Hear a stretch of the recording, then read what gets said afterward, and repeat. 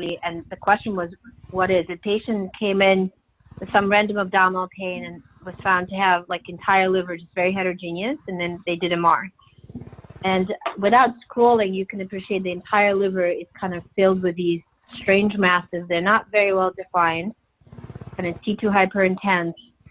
And then they have very funny kind of enhancement where, like I looked at it and I said, well, it kind of sort of looks somewhat hemangiomatous, but not quite, right? So they have like, sort of have areas which enhance early on and expand, and they do follow the, you know, the vascular pool, but they're very poorly defined, and they just, if the hemangiomas, I said that they're weird hemangiomas, they really do need to be biopsied. So I'm sorry I can't scroll through it, but the entire liver is covered with it.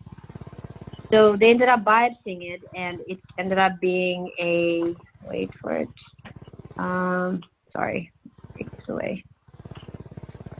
There. It's called a, so preliminary path came back as hepatic small vessel neoplasm of uncertain malignant potential, which is a very rare kind of neoplasm, which is distinct from hemangiomas. They have some features of hemangiomas, but pathologically they are characterized by the fact they're very infiltrative, which is exactly what we see on imaging, very poorly defined. And what separates this neoplasm from angiosarcoma is presence or absence of p53 mutation.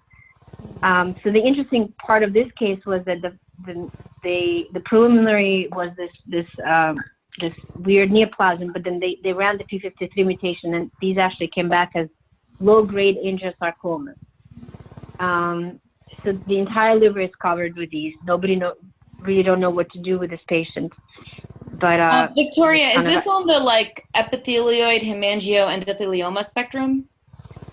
No, it seems like so. I only learned about it like a couple of days ago. It seems like it's its own distinct entity, which is this is kind of the pathology paper that describes it. It seems that it has some features of hemangiomas, but they define morphologically as infiltrative vasoformative neoplasm. So they have some features of cavernous hemangiomas. They're closer to angiosarcomas than hemangiomas, but they're lacking. The distinctive feature from angiosarcomas is lack of cellular atypia, and then this lack of p53 deletion or mutation. So they're very, very rare. This reminds me of a case that was actually a case of my wife, who's a pediatric oncologist. She had a kid who ruptured his spleen in a biking accident. The spleen had angiomatous neoplasm in it. Then they scanned him with CT and MRI.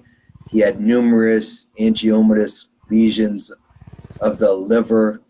The pathology was confusing. They sent it out to a couple of places. It came back with a pathology report that basically said, and I think this is before the era of maybe higher markers, we don't see any way not calling this an angiosarcoma.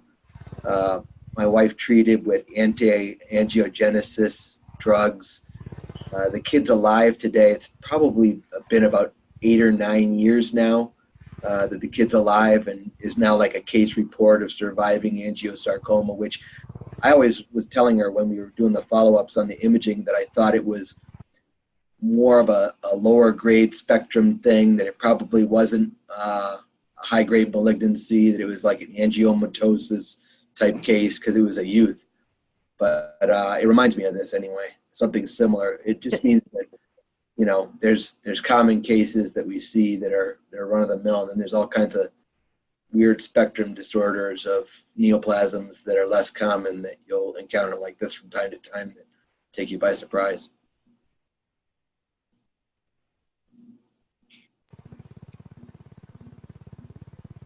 All right, so I'm going to relinquish the